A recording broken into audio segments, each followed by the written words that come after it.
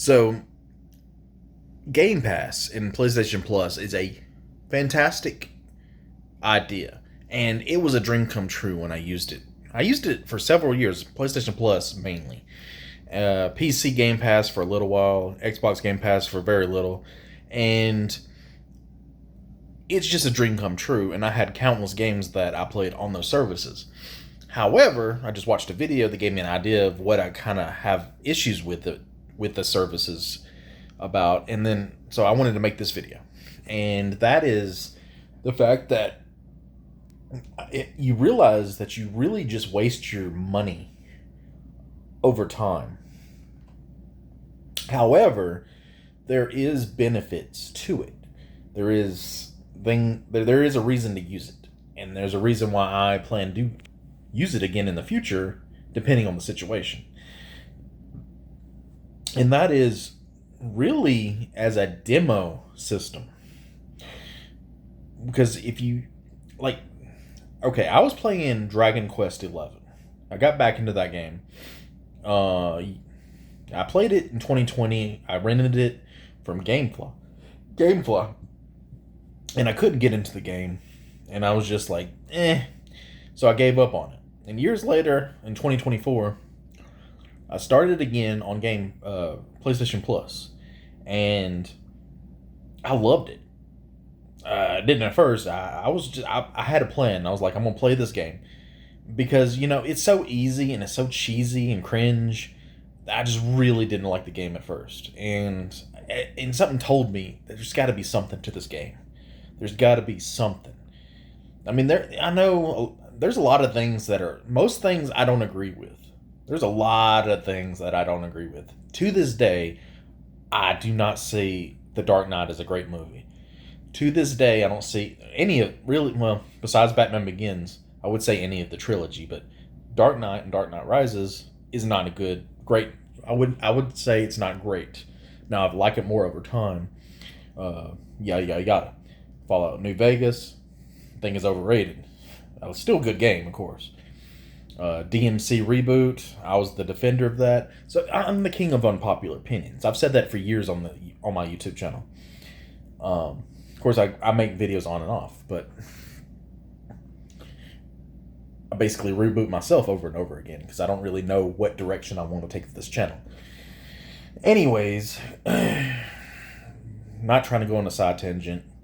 I don't usually care about people's opinions anymore, but there's something about Dragon Quest 11 that I was like, there's got to be something I'm missing with this game. There's got to be something I'm truly missing, because it's like what I don't like about the game, which is how easy and auto played it is. You could just turn on auto battle and just breeze your way through it. And then I kept thinking to myself, it's like JRPGs aren't known to be hard necessarily, but I was just craving challenge at that time during those years.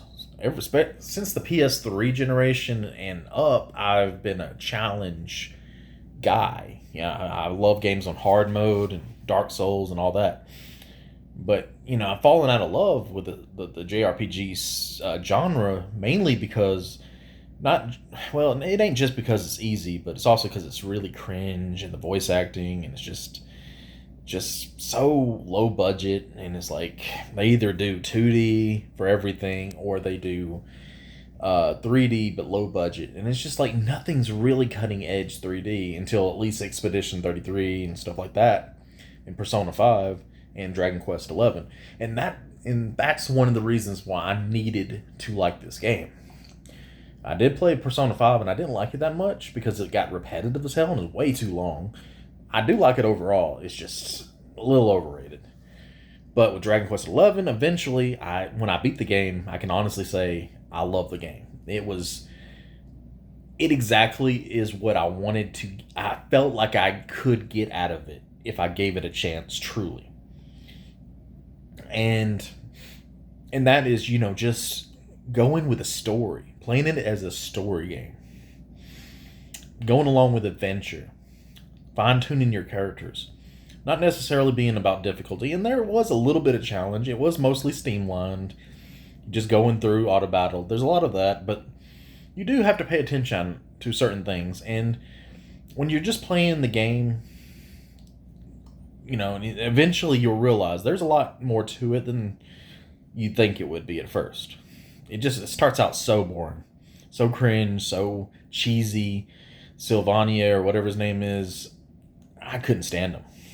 It was just so, it was excruciatingly cringe for me. Like I couldn't stand it. But eventually I fell in love with the game. I even fell in love with that character that I mentioned, the gay one.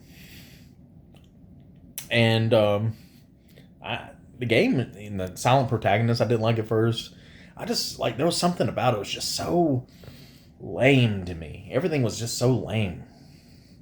But eventually, I got really into it, and I fallen in love with it because it just kept giving twist after twist, and it was just like creative things kept happening over the course of the stuff that I did not, I was not expecting much. I was expecting old school, oh, there's a big bad villain, go after it, kill it. But there was just twist after twist in the story, and it kept taking these big changes and arcs and stuff. And I was just like, this is exactly what I was expecting or wanting to expect out of this. And the gameplay just got a little bit better over the time. And yeah, so I played that for 3 months. It took. So think about that. It was like a $20 game, and I spent 3 months. Really grinding it out and trying. And I remember telling myself that one of the things that I was going to do is I was going to force myself to like it the best I could. Just stick with it, but I would also play it enough. I knew it was like a 100-hour game, so I was like, all right, I'm gonna have to play at least like 3 or 4 hours a day in order to get this done. And of course I didn't do that every day, but I try to play at least every day. Now, and back then it was very hard for me to really force myself to play games, consistently, unless I really liked it, of course. But I knew with that type of game, I was like, I've got to do something, and I've got to change my mindset to just stick with it. And I did. I focused on the story and the adventure, and just like, let's see where the story takes us, and we'll see the different worlds and all that. And I just changed my complete mindset to where it wasn't gameplay focused. It wasn't challenge focused, and I had a great time. And that's the problem with a lot of these games, is it really takes a mindset change sometimes, but it works. And so yeah, I played that game for 3 months, and like I said, it wasn't an expensive game. It was an old game. It came out in 2017, somewhere around there. And so it wasn't an expensive game. So I was playing 3 months on this older game, cheap, on a subscription. So that's 3 months worth of subscription just to play a $20 or maybe $30 game at the most. And after that, I realized it's like, I got so many games that I could play, that I got so much backlog that I actually bought. I actually played the PlayStation Plus version of Doom when I had the physical disc that I bought years ago. That's crazy to me to think about. Because in my head, I was like, I'm going to keep Game Pass because I like to play little games in between sometimes. But I like playing small games. I like playing puzzle games. But the main benefit to Game Pass and PlayStation Plus is discovery. You can just like, oh, this game looks cool. Let's try it out. And then you can play it. That's the reason why PlayStation Plus works. However, if you have a bunch of games to play, you can save money by just canceling your subscription and going after your backlog. And the thing about it is, I was like, all right, I'm gonna play all the games I had physical, which I only had a handful of games physical. But then I also bought games digitally too. So I was like, all right, I'm gonna spend the next year or so just going through that. But over time, I ended up buying more games on sale, and just kind of like, I accumulated probably 3 times the amount of games I had. So I have like 3 or 4 times the games I've had. I got games on Switch now. I've got more games on PC. I played games on emulator. So it was like, and I'm trying to go through the Silent Hill series and a bunch of other PS2 and PS1 era games, and I'm like, oh my god, I'm never getting back to Game Pass and PlayStation Plus. And then I realized it's like, well, at least I don't have to pay $20 a month. Think about that, all year long. I mean, my god, it's over $200, and geez, like $240. It's crazy. I don't know how much it costs now, but I know Game Pass lowered its price from 30, at least for the ultimate version, to 22 or whatever. But and I had PlayStation Plus. What do they call it?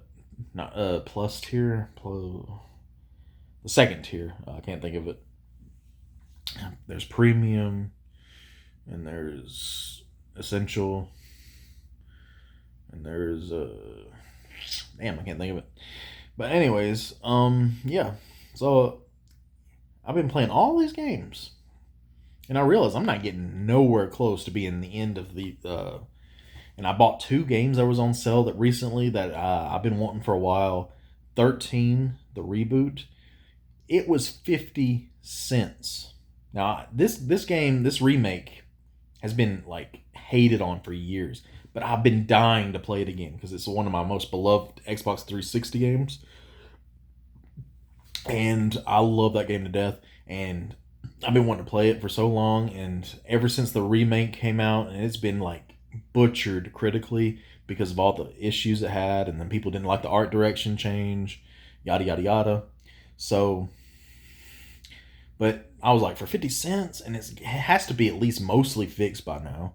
Hopefully, it's been out since I think it got remade and then remade again or something like that. Like it got overhauled drastically, sort of like GTA and Cyberpunk. I think it's like got rehauled, redone, and Final Fantasy 14, which is basically is a new game. I guess they used a lot of the same item arts, whatever you call it, reusing assets. There we go. You probably use reuse assets because it's got to be something that helped make it quicker than just doing it from scratch, I'm sure. But yeah, so what do you guys think about PlayStation Plus and Game Pass, and where do you sit on it? Are you subscribed to it? It's been over about 2 years. I think Dragon Quest 11 was the last game I played. Beat that in 2024, around the middle of that year. So yeah, it's been 2 years. And since then, I played Witcher 1, 2, and 3, which I've all bought. Bought the first 2 on PC years ago. And I wanted to play those before I play Witcher 3. I'm currently playing Witcher 3. Of course, I'm playing through all the Silent Hills on emulator. Trying to play through all the Shadow Hearts. I got to get back to that because I beat Shadow Hearts 1. I got to get back to Shadow Hearts 2, which is one of my favorite games on PS2, period. Man.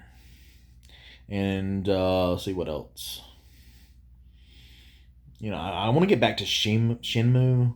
I couldn't get into that game because it's way too like time focused, where you have to wait around a lot. So I was like, I didn't have the patience for that, and I want to get back to Diablo 2 remake or remaster, whatever you want to call it, because I really couldn't get into that game kind of for the same reason I couldn't get into Dragon Quest, because it's just too easy and too simple, and I think I got lost, and it was just like, it wasn't clicking with me. But I think I can get into that game. I don't know. I feel like that's one of the games that I feel like I might be able to get into. I've dropped Rainbow Moon like 1,000 times. Oh man, that's a game that it's a little simple little RPG. It's a nothing game, but I just feel like it has so much potential, but it's so simple and it's boring. I don't know. Then I gave up on Castlevania. I played this on emulator. Castlevania Lament of Innocence, because I love Curse of Darkness back in the day. That was one of my other favorite PS2 games. But I wanted to play Lament on Innocence because it comes first, and at least it is the first PS2 game, and I wanted to play it to kind of get kind of a appreciation. I wanted to have a reason to appreciate Curse of Darkness more by the time I got to it. And I realized this game ain't even worth playing. It's just so boring and so repetitive. And you're lost like half the time. You had to play that game with a guide, or it's going to be boring. All right, guys, I'm going to cut this video off. It's getting too long. Later.